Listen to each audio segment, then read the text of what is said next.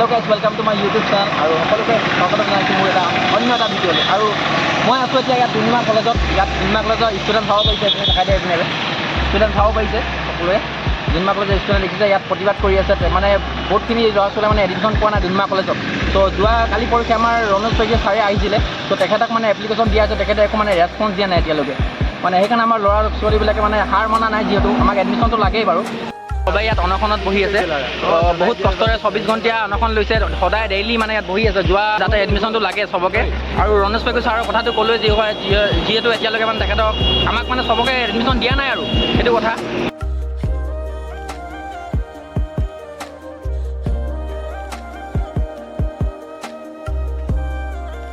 ত' তোমালোকে ইয়াত কেলৈ বহি আছা? আমি ইয়াত বহি আছোঁ, আমাৰ মেইন কাৰণটো হ'ল যে আমাৰ ডুমডুমা অঞ্চলৰ প্ৰায় 150টামান ষ্টুডেণ্ট এতিয়ালৈকে এডমিশ্যন পোৱা নাই। হয়, আমি এইটো বিষয়ে আমি বহিছোঁ। আমি পোনপ্ৰথমে আমি এখন সভা আহ্বান কৰিছিলোঁ যোৱা 25 তাৰিখে। হয়, 25 তাৰিখে আমি ষ্টুডেণ্টখিনিক মাতিলোঁ। আমি গম পালোঁ যে 150টামান ষ্টুডেণ্ট এতিয়ালৈকে চিটৰ পৰা বঞ্চিত হৈ আছে, বহাৰ পৰা বঞ্চিত হৈ আছে। হয়, আমি চবক একলগত গোট কৰি কিনে আমি কথা পাতিলোঁ আৰু আমি শান্তি পৰ্যায়েৰে যাতে ষ্টুডেণ্টখিনিক আমি এডমিশ্যন দিয়াই দিব পাৰোঁ, তাৰ কাৰণে আমি চাৰ্কুল অফিচত গৈ কিনে এখন পত্ৰ প্ৰেৰণ কৰিলোঁ। তাৰপিছত তাৰ পৰা আমাক ফৰৱাৰ্ড কৰি দিলে DC অফিচত। আমি DC অফিচত গ'লোঁ, DC অফিচত আমি ফৰৱাৰ্ড কৰিলোঁ, পত্ৰ প্ৰেৰণ কৰিলোঁ। তাৰপিছত আমি চাইছোঁ যে উপায় নাই, আমাৰ প্ৰতি কোনো ধ্যান দিয়া নাই। তাৰপিছত আমি উপায় নাপাই আমি গুৱাহাটীলৈ গ'লোঁ, শিক্ষামন্ত্ৰীৰ ওচৰত। শিক্ষামন্ত্ৰীৰ ওচৰত গ'লোঁ, আমি শিক্ষামন্ত্ৰীক ডাইৰেক্ট লগ কৰিব নোৱাৰিলোঁ, কিন্তু আমি তেওঁৰ PAক আমি পত্ৰ প্ৰেৰণ কৰিলোঁ। আমি ক'লোঁ আমাৰ সমস্যাটো, তো আমাক ক'লে যে আমি ডুমডুমা কলেজত আহিম, আমি চবক চাম, কথাটো কি হৈছে আমি মিলাম। কিন্তু যোৱা এই কালি পৰহি ৰণোজ পেগুৰ ডাঙৰীয়া আমাৰ ডুমডুমা কলেজত ভিজিট কৰিবলৈ আহিছিলে, কিন্তু আহিলে এডমিনিষ্ট্ৰেটিভ ডিপাৰ্টমেণ্টত সোমালে, শিক্ষকৰ লগত প্ৰিন্সিপালৰ লগত কি কথা পাতিব আছিলে পাতিলে আৰু ওলাই কিনে গুচি গ'ল। কিন্তু আমাৰ ষ্টুডেণ্টবোৰ একো ৰেছপঞ্চ দিয়া নাই। একো ৰেছপঞ্চ দিয়া নাই। আমাৰ ষ্টুডেণ্টসকলে স্মাৰক পত্ৰ দিলে, স্মাৰকৰ পত্ৰ কোনো ৰেছপঞ্চ দিয়া নাই। তাৰ লগতে আমাৰ যিখিনি ষ্টুডেণ্ট ইয়াত গেটত ৰখি আছিলে তেওঁৰ প্ৰতি কোনো ধ্যানে দিয়া নাই, ওলাই কিনে গুচি গৈছে। কৈছে যে হৈ যাব কেতিয়ালৈকে হৈ যাব, আমাক ৰিটাৰ্ণত দিয়ক। আমি ইমান দিন ধৰি এই যে ৰাস্তাত বহি আছোঁ, এনেকৈ আন্দোলন কৰিবলৈ আমি কেলৈ মজবুৰ হৈ আছোঁ? আমাক তেওঁলোকে কৰি আছে এনেকুৱা। আমি ভাবিছিলোঁ যে শান্তি পৰ্যায়ত আমি কামবোৰ কৰিম, আমাৰ ষ্টুডেণ্টক আমি এডমিশ্যন দিয়াই দিম, কিন্তু এইবোৰ এতিয়া আমি চাইছোঁ যে সম্ভৱ নহয়। আমি এইখিনি কৰিবই লাগিব। আজি আমি 24 ঘণ্টা ইয়াত অন্বেষণত বহিছোঁ। আমি আগলৈ দিনত যদি এডমিশ্যন নহয় তেনেহ'লে আমি ৰাজপথত ওলাই আহিবলৈ বাধ্য হৈ যাম। আৰু তেতিয়া যদি পাব্লিক প্ৰপাৰ্টি যদি কিবা এটা ক্ষতিগ্ৰস্ত হৈ যায় তেনেহ'লে সেইখিনি জগৰে অকল এই প্ৰশাসন হ'ব, আমাৰ শিক্ষামন্ত্ৰী ডাঙৰীয়া হ'ব। আমি বাৰম্বাৰ চবকে কৈ আহিছোঁ, আমি শান্তিভাৱে আমি কাম কৰিবলৈ ওলাইছিলোঁ, কিন্তু আমাৰ কোনো ধ্যান নিদিয়াৰ কাৰণে আমি আজি এনেকৈ বহিবলৈ ওলাইছোঁ। আৰু আগন্তুক দিনত আমি ৰাজপথত ওলাই আহিম, আৰু পাব্লিক প্ৰপাৰ্টি যদি কিবা ক্ষতিগ্ৰস্ত হয় তেনেহ'লে সেইটো দায়বদ্ধ অকল আমাৰ শিক্ষামন্ত্ৰী ডাঙৰীয়া আৰু পুলিচ প্ৰশাসন আৰু আমাৰ অসম চৰকাৰহে হ'ব। চ' আমি শুনিছিলোঁ মানে তোমালোকৰ ওচৰৰ কলেজৰ 150টামান চিট বোলে খালী আছে। চ' চবে মানে ষ্টুডেণ্টকেইটা তাত যোৱা নাই, ইয়াত কেলৈ এডমিশ্যন কৰি আছে মানে? হয়, আমি শুনিছোঁ আৰু সঁচা কথা হয় যে BRM কলেজত প্ৰায় 150টাতে 140টা চিট ভৰাইছে বুলি আমি শুনিছোঁ। কিন্তু আমাৰ ডুমডুমা অঞ্চলৰ যিখিনি ষ্টুডেণ্ট আছে তেওঁলোকৰ এটা সপোন আছে যে আমি আগন্তুক দিনত আমি ডুমডুমা কলেজৰ পৰা বহি কিনে কোনোবাই ভাবিছে আমি ডিফেন্সত যাম।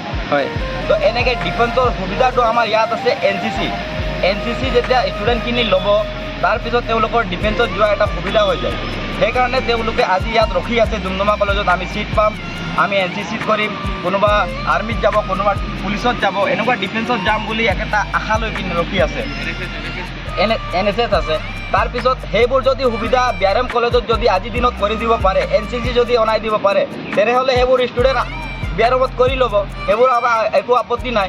কিন্তু BRM কলেজত নাই নহয়, NCC নাই, NSS নাই, সেইকাৰণে আমাৰ এই ষ্টুডেণ্টবোৰ ৰখি আছে ইয়াত চিটবোৰ বঢ়াব, আমি ইয়াত এডমিশ্যন পাম বুলি। বহুত ষ্টুডেণ্ট এনেকুৱা থাকে, চবৰ আশা থাকে যে কিছুমান ষ্টুডেণ্ট আহে ইয়াত পলিটিকেল কেৰিয়াৰো বনায়, ইয়াৰ পৰা পলিটিকেল পঢ়ি কিনে ইয়াত ভাল এটা GS বা প্ৰেচিডেণ্ট খেলি কিনে পলিটিকেল কেৰিয়াৰ যাব বিচাৰে। সেইবোৰ সপোন লৈ কিনে ডুমডুমা কলেজত আহিবৰ কাৰণে ৰখি থাকে। আৰু ইমান দিন আমাক ৰখাই দিয়াৰ পিছত আজি BRM কলেজৰ 150টা চিট বঢ়াই দিছে।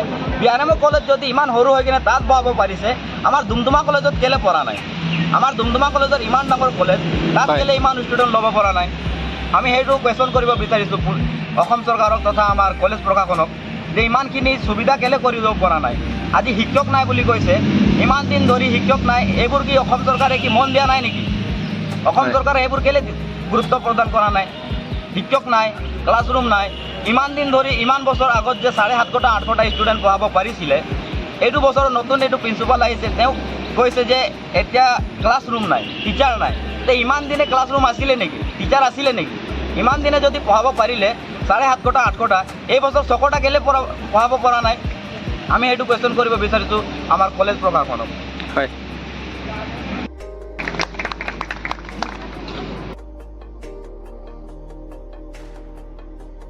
যিকোনো জানিব খুজি পাইছে যে এতিয়া আমাৰ যোনটো ডুমডুমা মহাবিদ্যালয় তাত অনশনৰ কাৰণে 24 ঘণ্টীয়া যিহেতু কাৰ্যসূচী দুদিনমান আগত যিহেতু আমাৰ এডুকেশ্যন মিনিষ্টাৰ ৰমেশ পেগু ডাঙৰীয়া যিহেতু তেওঁ আহি কিনে ইয়াতে চাই গৈছিলে যিহেতু চব কথা তেওঁক এখন এপ্লিকেশ্যন দিয়া হৈছিলে যে এডমিশ্যনৰ কাৰণে তো গোটেইখিনি দিয়াৰ পিছতো যিহেতু ষ্টুডেণ্টখিনি এডমিশ্যন এতিয়ালৈ পোৱা নাই আমি সেইটো কাৰণে বহুত অসম চৰকাৰক যে হেৰি কৰিছোঁ এডমিশ্যনটো গোটেইখিনি পাব লাগে সেইটো আমাৰ কথা আৰু আপোনালোকক আমি এইটোৱে জনাম যে গোটেইখিনি ষ্টুডেণ্ট যাতে গোটেইখিনি এডমিশ্যন সফলভাৱে পাব লাগে গোটেইখিনি যাতে কাৰো একো ক্ষতি নহয় গোটেইখিনি ষ্টুডেণ্ট ক'ত যাব কি কৰিব সেইখিনি আপোনাৰ কথা ইমানখিনি ষ্টুডেণ্টে আজি এডমিশ্যন পোৱা নাই যিহেতু মই এজন ষ্টুডেণ্টক সুধিলোঁ যে তেওঁ কৈছে যে মোৰ 10 মিনিটৰ কাৰণে মোৰ 10 মিনিট নহয় দেৰি হোৱাৰ কাৰণে মই এডমিশ্যন নাপালোঁ বুলি কৈছে কাৰণ কেলৈ তেওঁৰ কাগজ পত্ৰ দুটামান মিছ হৈ গৈছিলে তেওঁৰ দেউতাকে এডমিশ্যনৰ কাৰণে কাগজখিনি আনিব গৈছিলে তেওঁৰ দেউতাকে কাগজ আহি দিলে তেওঁ ডুমডুমা মহাবিদ্যালয়ৰ যি শিক্ষকতে তেওঁক ক'লে যে আপোনালোকৰ এডমিশ্যনটো নহ'ব কিয় আপুনি 10 মিনিট লেট আছে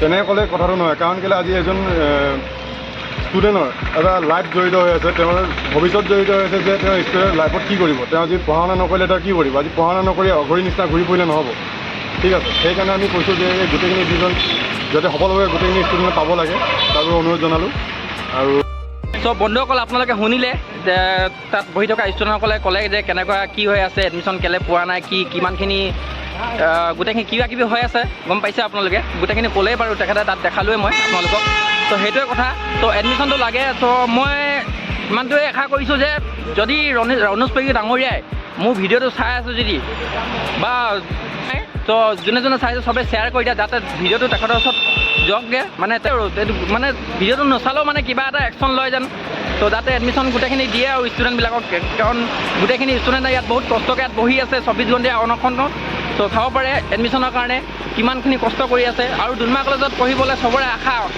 সেইটোৱে কথা ত' এইটোৱে আৰু ত' ভিডিঅ'টো ভাল লাগিলে like comment and share and subscribe কৰি দিব